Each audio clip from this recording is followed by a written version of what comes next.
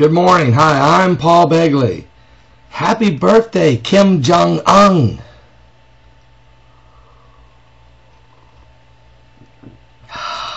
Communist red.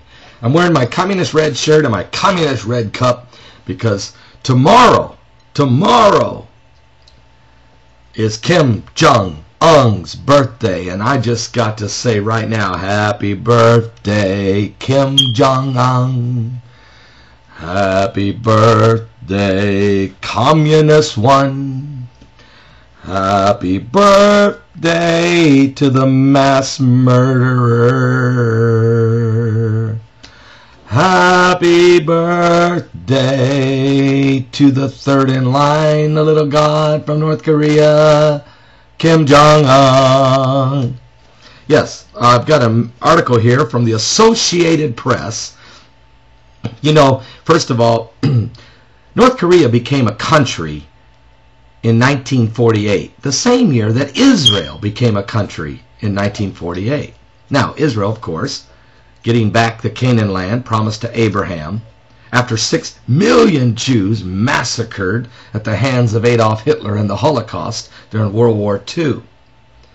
But at the same time that the new structuring of Europe and the new structuring of the Middle East was taking place, North Korea was also being established as a nation and immediately would go into war with their neighbors from South Korea, as you know. Well, Kim Jong-un is the grandson of the founder, really, of North Korea. And so what do you get? You know, they worship these Kim Jong-il and Kim Jong-sung and Kim Jong-un. They worship them like gods. And now this young man is going to be 28 years old, and what do you buy him for a birthday present? And that's really the concern in North Korea. So let's go quickly to the Associated Press. I want to read this to you because in all likelihood it's an important story, especially there. What do you get a North Korean heir apparent to the throne? And even though it's not a kingship, might as well, they don't call them kings there, they're gods. All right. Well, what do you get the future leader of North Korea for his birthday? He'll be 28. You buy him a sports car? How about racehorses or yachts? And if you're a party aphrodisiac hoping to please the Swiss-schooled 20-something young general, but if North Korea is planning a big birthday bash for Kim Jong-un, it's keeping it well under wraps. It's not allowing us to know what their feng shui is. They don't want to get off on a wrong shoe. But unveiled to the world last year as the leader, Kim Jong-il's chosen youngest son, the successor, to lead the communist nation. That's right, Kim Jong-un is believed to be turning 28 on January 8th, 2011. However, secret of North Korea has never confirmed his age or even his birthday. But don't feel bad. Neither has America confirmed the birth certificate of President Barack Obama. But that's neither here nor there. And anyway, that's not that important. Okay, so 2011 calendars say that on January 8th, that Kim Jong-un will become 28 years old. He is, if you do remember, he is the grandson of the founder of North Korea, the late President Kim Jong-sung. Now, North Korea watchers, however, say party leaders will still probably line up to offer lavish gifts to Kim Jong-un for fear they may insult the current leader, Kim Jong-il. Well, the country's leadership struggles to feed, let me read that again, while the nation, the country's leadership, completely struggling to feed the 24 million people population of North Korea. But sports cars, racehorses, yachts would not be out of the question. Even perhaps an iPod for the young man who says he favors technology. Well, I've got an idea. Instead of buying him a guillotine or firing squads that can go around with him, shooting all of his political enemies or any of the constituents, if you will, who would try to dare voice their opinion in what's called freedom of speech, Why don't we get him? He likes technology. Why don't we go ahead and get him a stun gun and maybe lethal injection apparatuses so that he can softly. This is going to be a new, kinder, gentler North Korea. I mean, forget the fact that in March of last year they blew a warship out of the water and killed 46 South Korean sailors for no reason.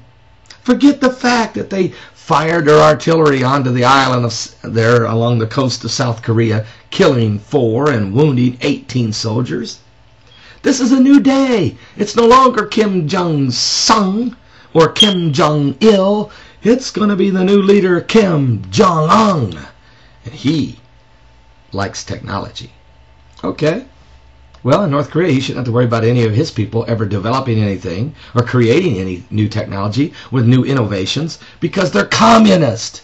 And communists are not allowed to get involved in capitalists or a capital society or a free market or free enterprise. They're not driven by the entrepreneur spirit.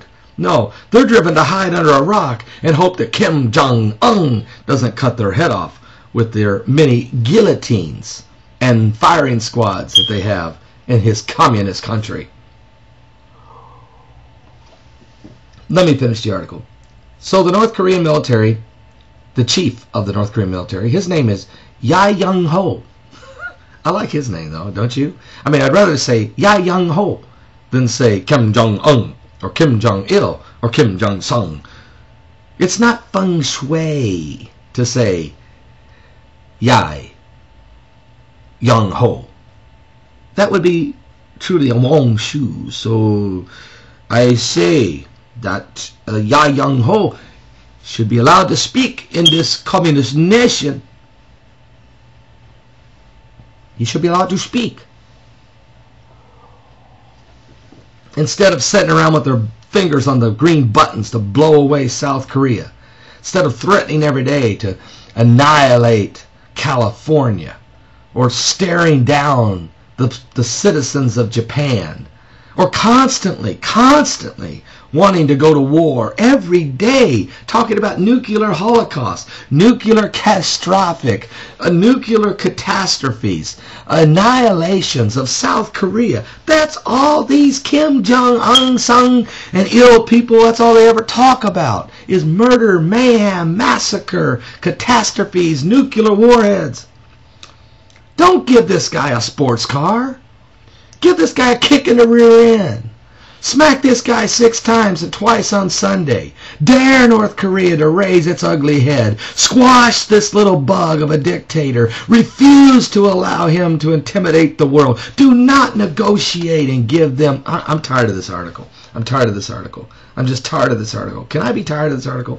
Don't negotiate with terrorists. That's exactly what North Korea's leadership is. Kim Jong-sung started it. Kim Jong-il keeps it going. They worship this guy like a god. And now his 28-year-old son, spoiled brat, who they've declared a 4-star general. What a joke! What a laughingstock! What a sham! What a scam!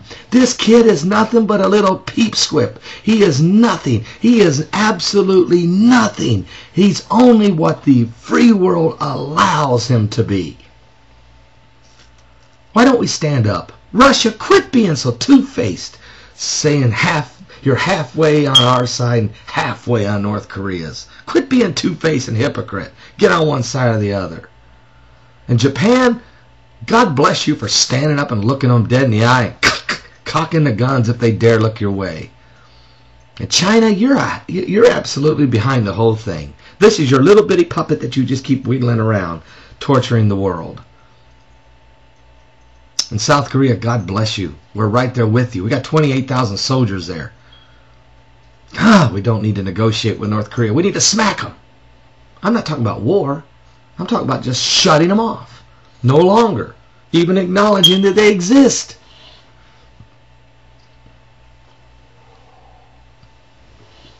Okay, that was my communist spill for the day. Why am I upset? Do you know how many thousand people North Korea killed in the last year? Just simply because they want to be free people? Do you really know? No, you don't know. I don't know, because they're never going to tell us. If you as much as pray to Jesus Christ, you're dead. You can't have freedom of worship. You can't have freedom of speech there. You can't have freedom of expression. They have to be. They're going to be told tomorrow what to wear for the celebrations of Kim Jong-un. No, I started out having fun, and we're having a little parody here and a little satire. But the truth is, communism is so evil, and idolatry worship is so prevalent in that nation. The people are hungry. They're hungry. And their leaders live in lavish luxury while sticking their nose in the air toward the rest of the free world and putting their thumb on the head of their own people. Communism has failed. It's a disaster. It's a laughingstock. It's a joke.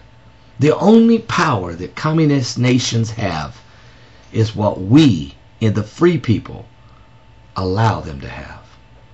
Castro wouldn't be in power 50 years. He's there because America just doesn't take the time to snuff him out.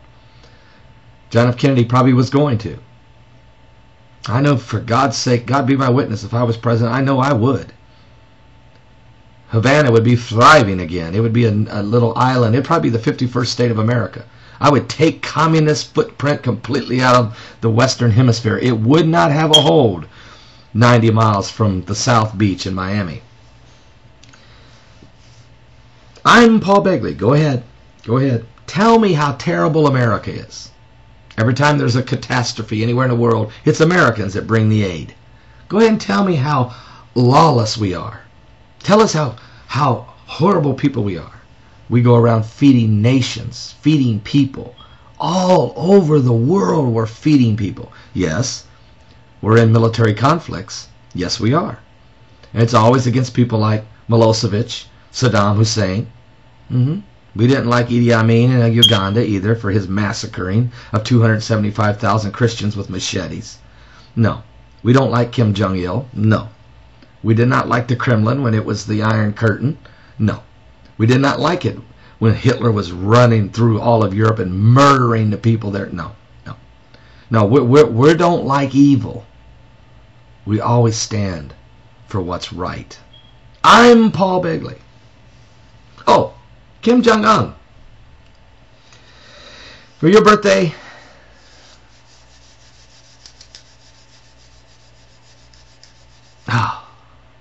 I send you forgiveness. I forgive you. I forgive you. For you know not what you do. You're the grandson of a dictator, a ruthless dictator. Your daddy has been a murderer from the beginning. But for you, Kim Jong-un, for your birthday, I offer you forgiveness. Forgiveness. Forgiveness. Now, when you take power, stop the bleeding. Stop the craziness. Become a real player in the world. You have an opportunity to raise your people above all of the ashes of communism. You have the power to set them free. I offer you forgiveness. In Jesus' name. I'm Paul Begley. Happy birthday.